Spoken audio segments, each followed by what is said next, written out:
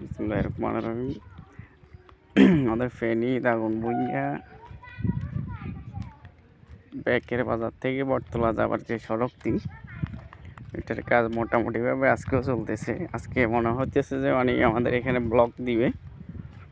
সবাই আমার চ্যানেলটিকে একটু সাবস্ক্রাইব করে দিবেন।